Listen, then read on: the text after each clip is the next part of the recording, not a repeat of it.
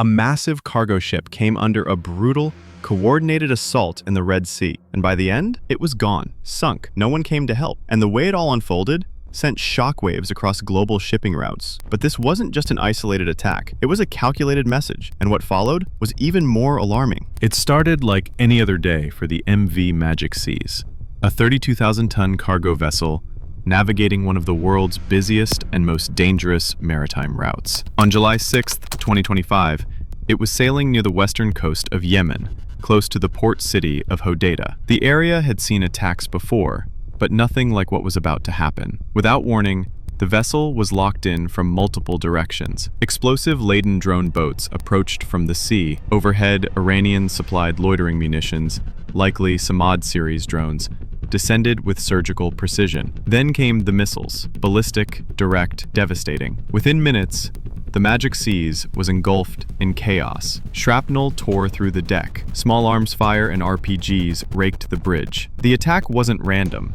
It was methodical, overwhelming, and designed to force surrender. The crew tried everything. Emergency beacons activated, SOS calls sent, alarms blared across global marine frequencies. But as the vessel drifted under fire, no help came. No destroyers on patrol, no fighter jets in range. And then, the unthinkable. The Houthis boarded. They weren't there to hijack. They were there to destroy. Armed with explosives, they stormed the ship, searched compartments, and rigged charges to the hull. Within hours, the crew had abandoned ship under threat. Moments later, the Magic Seas was gone, sinking into the deep, silent waters of the Red Sea, a global cargo carrier, erased, and no one had intervened.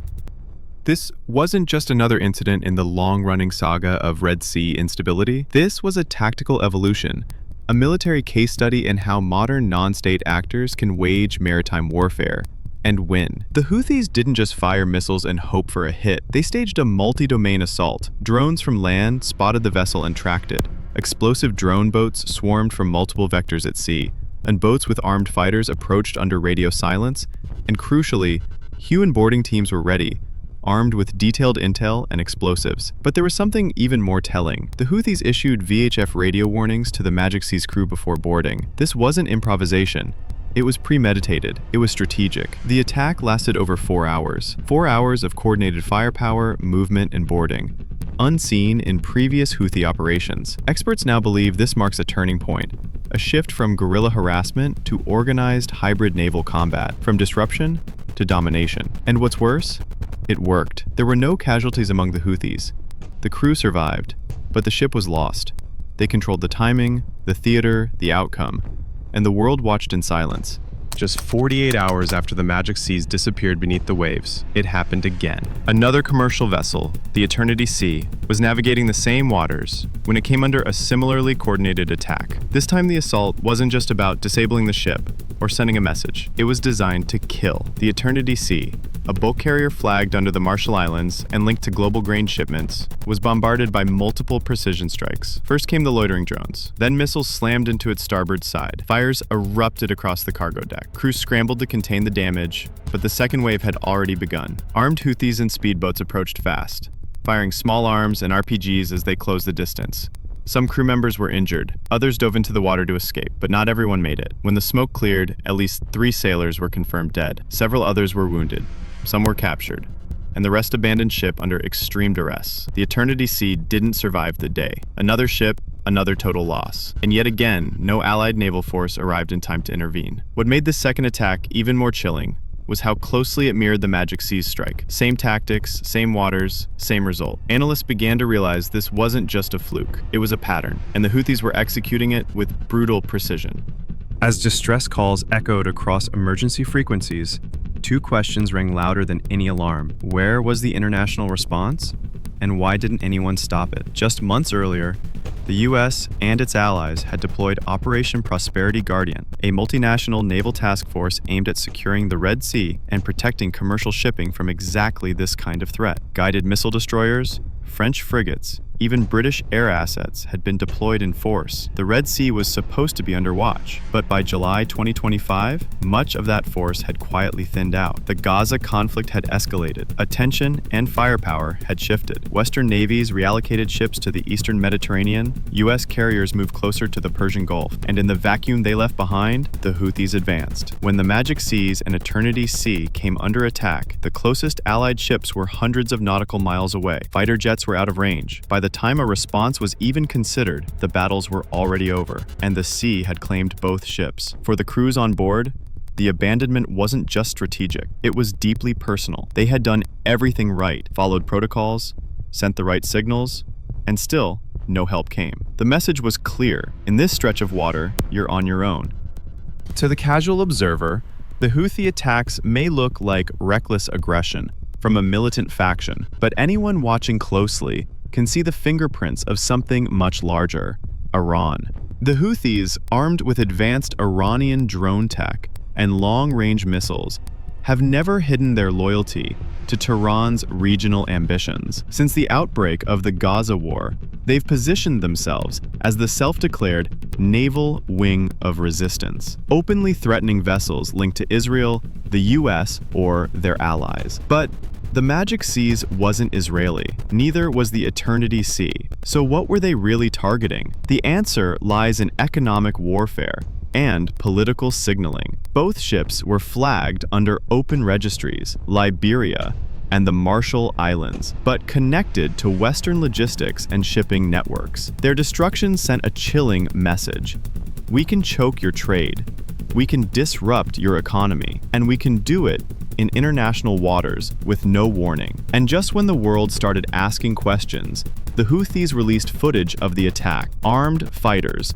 marching across the deck, chanting slogans, planting explosives like it was a parade. That same night, Israel launched retaliatory airstrikes deep into Houthi-controlled Yemen. The next day, the Houthis responded by firing a ballistic missile directly at Ben Gurion Airport in Tel Aviv, an extremely rare escalation. Fortunately, it was intercepted in midair, but the implications were undeniable. The Red Sea conflict had just bled into Israeli airspace. This wasn't about piracy. It wasn't even about Gaza. It was a proxy battlefield, with Iran pushing the limits of how far they could stretch US and Israeli deterrence, without ever stepping onto the field themselves. The Red Sea is more than a body of water. It's a lifeline, one that connects the Suez Canal to the Arabian Sea and moves over 12% of global trade every year. When two ships are sunk in a 48-hour span, the world doesn't just flinch, it scrambles. Within days of the attacks, shipping firms across Europe and Asia began rerouting vessels.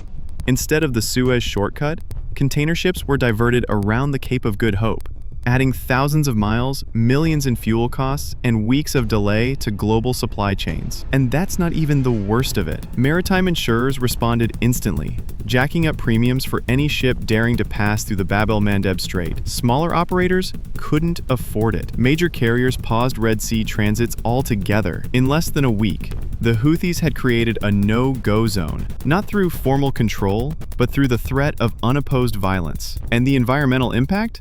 Still unknown. The Magic Seas was carrying cargo, potentially hazardous, definitely polluting. The risk of spills and underwater debris now threatens fragile ecosystems along the Yemeni and Eritrean coasts. But the deeper damage is strategic. These attacks shattered the illusion of naval security in one of the most vital choke points on Earth, and it revealed a brutal truth the West wasn't ready to face. A handful of fighters with missile launchers and drone boats just reshaped global maritime policy without ever facing a navy.